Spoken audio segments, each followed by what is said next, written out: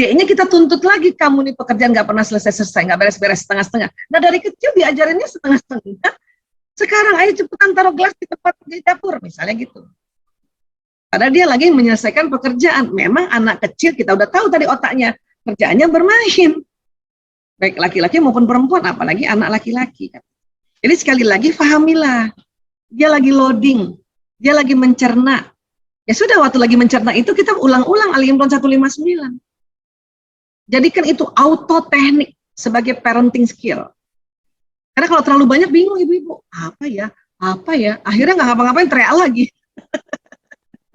Makanya satu ayat pegang sebagai pedoman. Ya, nah seperti itu. Ya. Jadi kalau ditanya, ya udah kembali lagi Ali Imran 159, ulang lagi, ya Allah mohon lemah lembut, ya Allah mohon rahmatmu, ya Allah, astagfirullahaladzim. Jadi hening sebentar. Ya, anak laki-laki gimana? Kan dia remaja kok jadinya ya terang aja. Waktu kecil enak diajarin ya, orang hormon testosteronnya cuma 1 cangkir keluarnya. Pas dia sudah mulai mimpi basah 1 galon. Ya, ciri khas testosteron adalah agresif.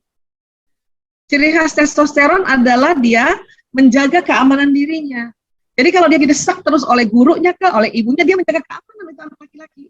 Makanya anak remaja laki-laki nampaknya dia berang, dia karena ditekan-tekan gitu. Iya Umi, iya Umi, iya Umi. Nah kadang dia juga suka kaget, kenapa aku jadi keras ya? Karena dia sendiri lagi banjir hormon.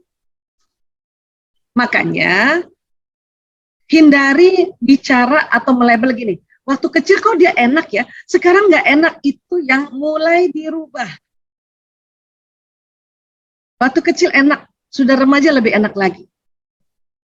Nanti dia dewasa, jauh lebih enak lagi. Itu dulu.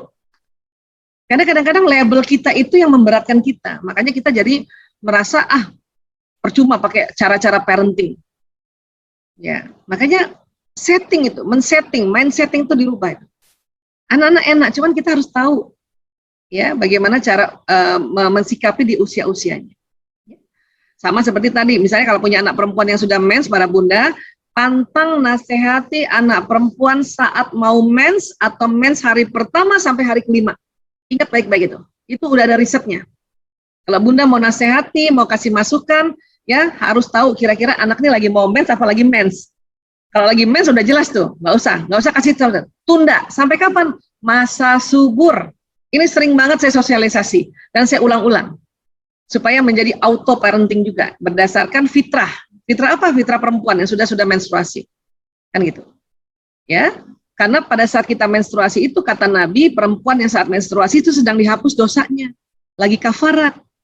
Jadi kasih waktu juga anak-anak ya menikmati penghapusan dosa itu, termasuk bunda juga.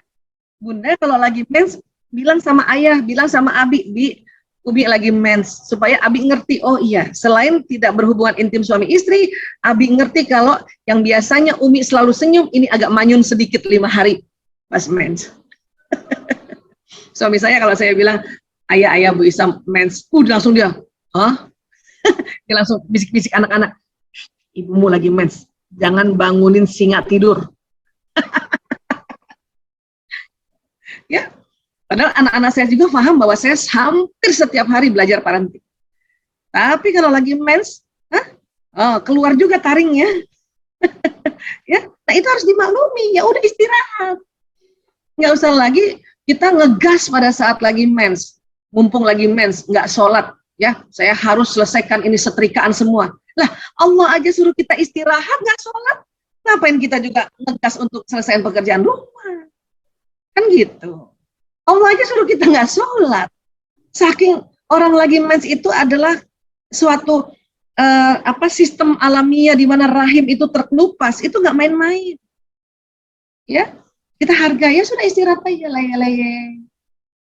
Nah, sholat aja ya sama puasa disuruh istirahat, masa kita mau ngegas kerjaan yang lain? Jangan, tadi saya sudah bilang, pekerjaan sekarang udah santai aja pun, tenang aja. Yang mana yang bisa duluan? Ya. Setrika udahlah, dilipat-lipat aja dulu lah. Ya, orang nggak pergi kemana-mana kok gitu. Ya, nah, itu tuh harus punya kesadaran itu. Ya, nah, oke. Dan buat Mas Wahyuda, ya, aku ngerti anak-anak saat mahasiswa ini sedang mendapatkan jati diri, sedang mendapatkan pegangan-pegangan baru karena kuliah, apalagi tentu di Fakultas Ilmu Pendidikan, ya, ilmu pendidikan sosial. Maka kita senantiasa ingin memberi masukan pada orang tua. Bukan tidak boleh, boleh, tapi mengertilah, orang tua sampai kapanpun nggak suka dikasih masukan sama anaknya, apalagi depan orang lain. Nah, itu. Tuh. Ya, itu harus paham. Jadi kalau memberi masukan ada adabnya. Apa? Lagi hanya berdua saja. Dan jangan ujuk-ujuk kita memberi masukan. Kita tanya dulu, Bu, menurut Ibu gimana kalau ada kayak gini?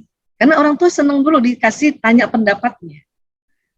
Jadi kita belajar versi pendapat era mereka. Oh, kayak kemarin anak saya yang keempat, dia ajak ngobrol saya. Tapi alhamdulillah dia santun. Dia tanya, menurut Ibu begini, dia cerita, ya. Itu ada saksinya Mbak Nining di depan saya, dia cerita tentang sebuah novel. Ya. Jadi dia tanya dulu pendapat saya udah cerita enak, baru dia bilang, kalau menurut aku, Bu, itu orang tua mau menerima. Ya, mau menerima. Jadi sekali lagi memang ada adabnya. Ya, siapapun, saya aja kemarin ini, ya, ini saya termasuk orang yang barangkali hampir setiap hari bicara parenting, baik untuk sharing maupun untuk diri saya sendiri gitu. Itu aja, anak saya cerita tentang pendapatnya, udah pengen ngomong nih mulut saya nih, udah pengen ngekat dia. Bukan gitu, nah. Gitu. Coba bayangin. Apalagi kalau ada orang tua kita, terutama mungkin di daerah tadi Mas Yuda bilang, yang nggak belajar parenting. Punten. Ini ilustrasi saya yang setiap hari belajar parenting. Kemarin Mas Jalur cerita tentang pendapatnya, saya pengen cut. Saya pengen intervensi langsung. Karena tadi alasan macam-macam, alasan waktulah, sibuklah, dan sebagainya. Pengen banget mulut itu ngomong, bukan gitu, nah. Itu pendapat sekuler, pendapatnya yang benar, mama. Kita udah mau mulai tuh. Karena ibu sama anak itu tetap ibu anak. Sampai kapanpun, nanti Mas Wahyu udah nikah pun, ya, datang ke kampung, ke ibu, tetap dilihat anak kecil. Itu psikologi ibu kan. Makanya, ya, kita harus tahu dulu itu. Sebagai apa strategi? Bukan berarti anak muda tidak bisa memberi masukan pada orang tua, bisa, cuma ada adabnya. Terus tadi ya, satu, hanya berdua saja. Kedua, ya, pahamilah orang tua tetap orang tua. Makanya saya bilang tadi, orang tua itu bukan sahabat yang bisa kita intervensi sembarangan. Orang tua tetap orang tua. Tanyakan pendapatnya. Pro dengan dia dulu. Wah, bagus ya. Saya setuju sama Ibu. Ya, tambahannya boleh nggak, Bu? Gitu. Saya ada tambahan sedikit gini, gitu. Ya. Karena orang tua juga nggak suka dibilangnya tapi. Ibu bagus tuh, tapi nggak suka tuh.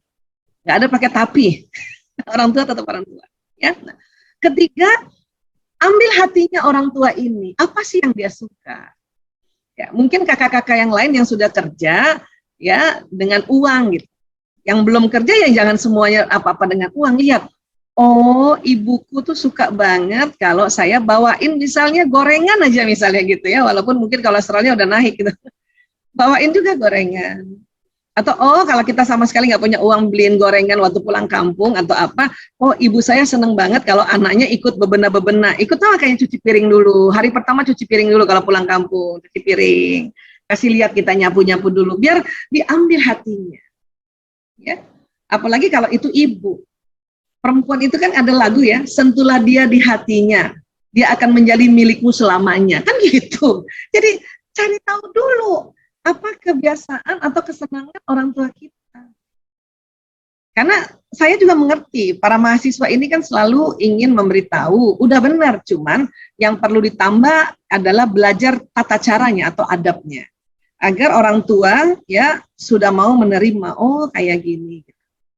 Ya. Bahkan kadang-kadang anaknya waktu cerita, orang tua nggak dengar isi ceritanya, orang tua baca sendiri. Anakku udah bisa ngomong kayak gini. Nggak dengar. Saya kemarin nggak dengar isi ceritanya anak saya cerita tentang novel yang dia baca. Menurut pandang dalam hati saya adalah alhamdulillah anakku yang keempat sudah bisa mengungkapkan pendapatnya. Jadi kita nih sekarang bangga sama anak yang cerita. Cuman harus diambil hatinya dulu. Kenapa? Karena begitulah orang tua. Nanti juga kapan Mas Wahyu udah jadi orang tua akan seperti itu. Ya, ini yang saya bisa sampaikan karena saya juga sudah posisinya orang tua. Anak saya juga seumuran Mas Wahyu udah ada. Anak saya banyak, saya 5. Ya, bahkan yang dokter sekalipun, udah dokter sekalipun, dia mau ajarin saya otak saya reject dulu pertama. Ini orang tua yang setiap hari belajar parenting. Apalagi yang tidak. Ya, tolong dimaklumi ya. Jadi, nah tapi anak saya mulai pinter dia. Ya sudah. Karena itu harus diajarin memang. Nah, boleh ngomongnya ya, duduk sama ibu sama-sama tingginya itu ajarin. Jangan dia berdiri. Jangan nasihatin orang tua atau ngasih masukan orang tua duduk kita berdiri, kalau perlu duduk di bawah. Itu luluh hatinya ibu tuh kalau anak udah duduk di bawah, pijit-pijit kakinya ibunya dulu baru ngasih masukan. Itu luluh itu. Ya. Anak yang satu lagi pinter lagi. Dia udah tahu saya senang dipeluk, dia peluk-peluk dulu. Baru dia kasih nasihat saya. Anak-anak sekarang kasih nasihat. Tapi dia tahu bagaimana setelah ibu, diambil hati ibunya. Gitu. Anak yang kedua lebih pintar lagi, dia tahu saya suka minum kopi, dibikinin kopi dulu saya. Harus saya dikasih masukan. Ya, kayak gitu loh Mas. Ya, jadi perlu ngerti gitu. Ya, bukan anak mau bukan orang tua mau pilih-pilih. Orang tua itu senang kalau anaknya ya tidak sok tahu. Karena anak is anak. Aku yang hamilkan kamu. Aku yang lahirin kamu. Aku yang nyekolahin kamu. Jangan lo ujuk-ujuk sok tahu loh gitu. Itu orang tua. Mau belajar apalagi yang nggak belajar. Oke, jadi sekali lagi ya pelajari, ingat-ingat apa kesenangannya ayah ibu. Nggak selalu minta uang ke orang tua itu. Ya, kamu ngomong baik.